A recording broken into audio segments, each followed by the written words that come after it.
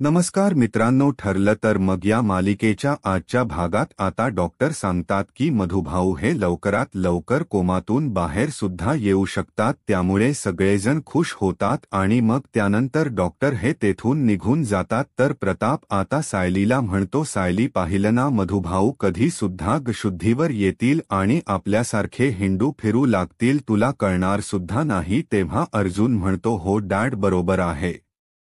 मग त्याच वेळी सायलीच्या डोळ्यातून पाणी येतं आणि मधुभाऊंना होणारा हा त्रास तिला पाहावत नसतो। ती बिचारी आता खूप रडू लागते। तेव्हा अर्जुन मात्र तिला समजावू लागतो। त्यानंतर सायलीला आता सगळ्या गोष्टी आठवतात की श्रावणातली पूजा त्या दिवशी जेव्हा घातली त्याच दिवशी कशा प्रकारे महिपच्या माणसांनी अर्जुनला मारण्याची धमकीची चिठ्ठी तिथे घरामध्ये टाकली होती। सायलीचा राग अनावर होतो तेव्हा ती म्हणते, तो महिप्त किती नीच माणूस आहे। त्या मुलीने खून केला म्हणून तिला शिक्षा मिळाली आणि आता तो सुडाने पेटलाय। तो घरावर दगडफेक काय करतोय, धमक्या काय देतोय आणि आता हे मधुभाऊंवर हल्ला केलाय त्याने। तेव्हा असं सायली सांगत असताना तिच्या डोळ्यात महिप्तच्या रागाविषयीची आग मात्र दिसत असते। अर्जुनला सुद्धा तेवढाच राग येतो आणि तो म्हणतो, या महिप्तला मी अजिबात सोडणार नाहीये।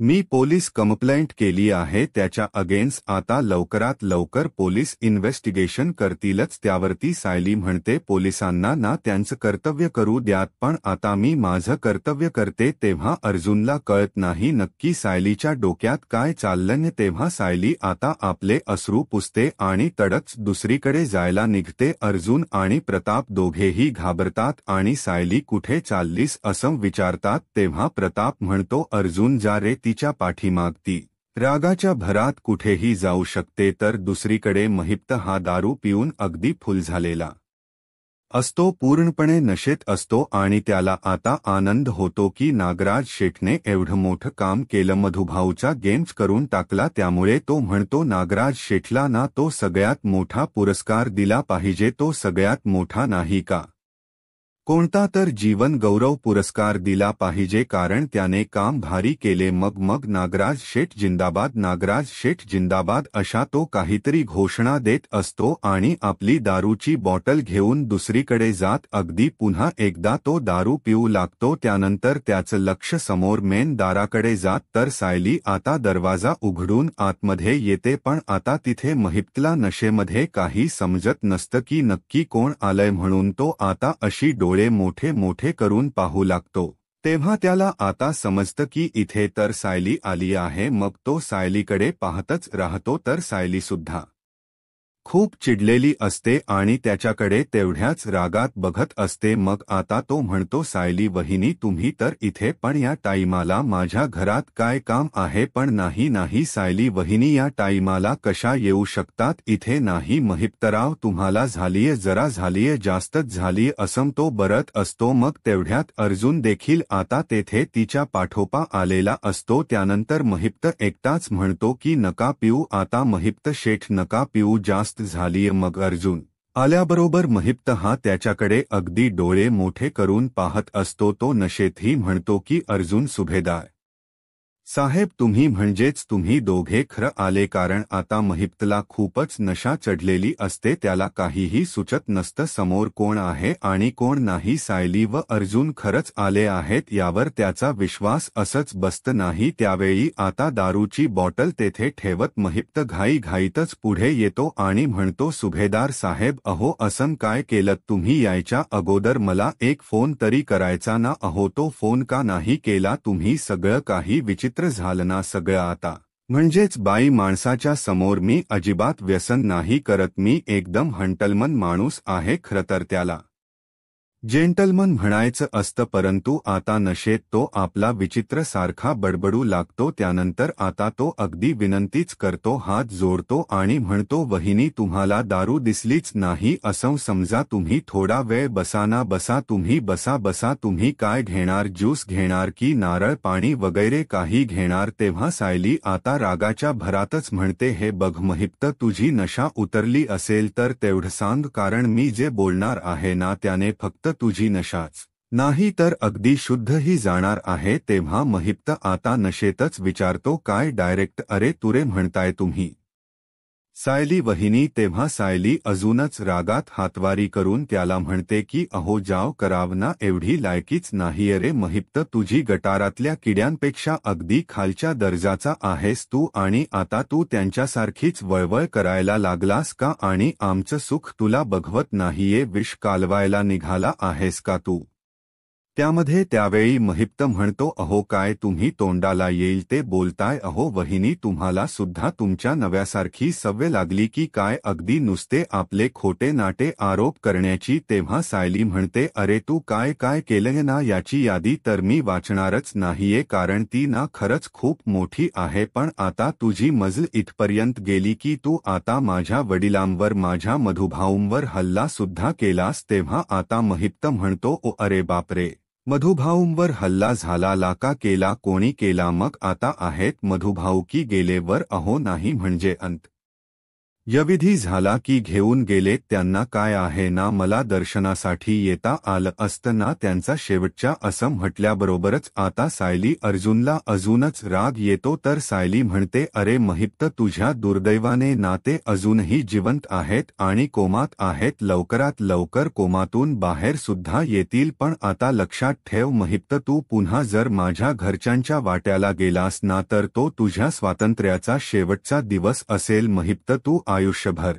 नाही ना जेलमध्ये सडलास तर मग बघ. अशी ससनत धमकी आता सायली महिप्तला देते. तरीही महिप्तला काहीच वाटत नसतं. तेव्हा तो अर्जुनकडे वळतो आणि म्हणतो, अर्जुन साहेब, अहो तुम्ही तरी सांगा ना तुमच्या बायकोला काहीतरी. अहो त्या वहिनी बघा ना, मला काही पण बोलता येत. त्यावरती अर्जुन म्हणतो, काहीही चुकीच बोलत नाही येती, कारण ती जर चुकीच बोलत असती तर मीच थांबवलं असतं तिला. पण आज नाही मी सायलीला अडवणार. असं म्हणून अर्जुन आता महिप्तलाच सुनावतो. त्यानंतर सायली म्हणते, माझे मधुभाऊ ना फक्त तुझ्यामुळे कोमात गेले आहेत महिप्त. अरे नवीन आयुष्य सुरू करणार होते ते, पण तू काय केलं तर त्यांच्यापासून ते हिरवून घेतलंस. अरे आणखी किती जणांचे तळताट घेणार आहेस रे तू? आणि तुझी मुलगी शिक्षा भोगतीये ते पुरेस नाहीये का? तेव्हा आता महिप्तच्या मात्र तळपायाची आच मस्तकात जाते, कारण त्याच्या लाडक्या मुलीला काही बोललेल त्याला आवडत नसतं. साक्षीला आता काही बोलल्यानंतर मात्र तो रागातच म्हणतो, माझ्या मुलीला जर काही बोलली ना, असं म्हणून तो आता सायलीचा गळाच तो पकडणार असतो. पण आता अर्जुन रागाच्या भरातच त्याचाच गळा पकडतो, त्याला मागे घेऊन जातो आणि म्हणतो, ए माझ्या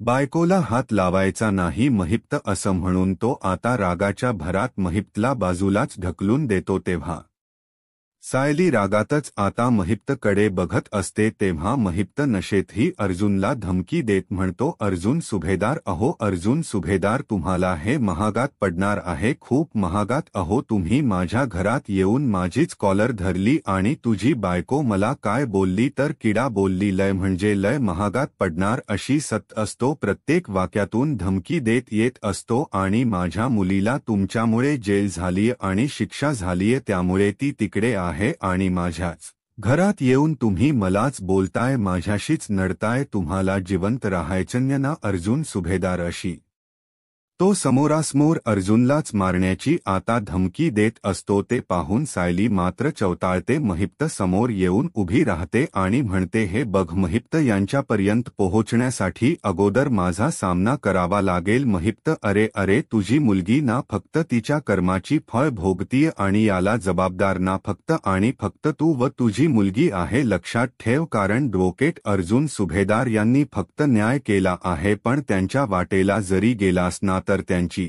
ही बायको त्यांच्यासमोर ढाल बनून पुढे उभे राहील, समजलं? असा दुर्गेचा अवतार घेत आता सायलीने चक्क त्याला धमकीच दिलेली असते. आणि मग त्यानंतर ती अजून रागाच्या भरात म्हणते, मी तुला ना महित शेवटचं सांगते, माझ्या नव्यावर जर तुझी सावली जरी पडली ना तर तुला फक्त जेलमध्ये नाही सडवणार, तर माझ्या हाताने ना मी तुझा जीव घेईल. असं सायली खूपच रागात म्हणते आणि त्याला समोरासमोरच धमकी देते. सायलीने अगदी त्याच्या गळ्यापर्यंतच हात नेलेला असतो आणि तिला असं वाटत असतं की याचा जीव घ्यावा. मग तो सुद्धा एक पाऊल पुढे येतो. तेव्हा अर्जुन सुद्धा लगेचच एक पाऊल पुढे येत सायलीला शांत करतो. त्यानंतर सायली आता लगेचच तिथून निघून जाते तर अर्जुन सुद्धा रागात महिप्तकडे पाहतो आणि तिच्या पाठोपाठ घरी जायला निघतो. त्यानंतर अर्जुन आणि सायली हे दोघेही जेव्हा जातात तेव्हा महिप्त खूप रागात त्यांच्याकडे पाहत असतो आणि त्याच्या डोळ्यात या दोघांविषयीच्या रागाची आग मात्र दिसत असते. त्याचे डोळे अक्षरशः लाल झालेले असतात. मग इकडे सायली आणि अर्जुन हे दोघेही आता हॉस्पिटलमध्ये जायला पुन्हा निघतात. ते गाडीमध्ये असतात तर सायलीच मन कशातच लागत नसतं. ती अगदी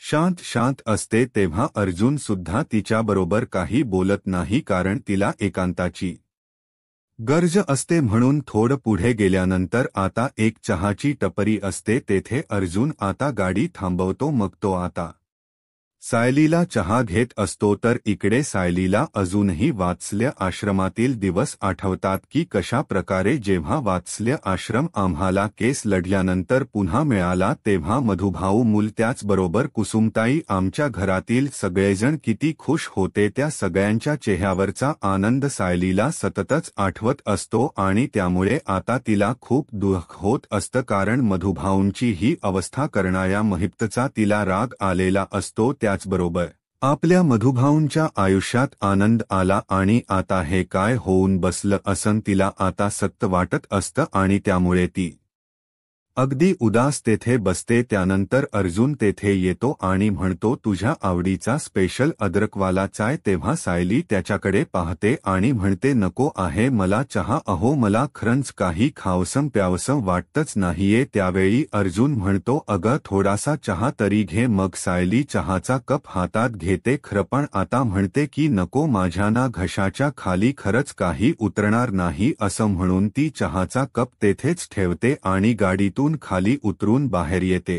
आणि खूप म्हणजे पुन्हा खूप रडू लागते. अर्जुन तिच्याकडे आता पाहतच राहतो. दुसरीकडे आता नागराज त्याच्या घरी असतो. तेवढ्यातच त्याला आता महिप्तचा कॉल येतो. त्यावेळी आता नागराज कॉल रिसीव्ह करतो आणि विचारतो काय रे महिप्त काय आहे आता. अरे माझी बायको आहे घरात. मग आता महिप्त रागाच्या भरातच विचारतो अरे तुझी बायको आहे तर काय करू. तुमची बायको घरात नसताना मी तुम्हाला कॉल करायचा माझं आणि तुमचं काय आहे का.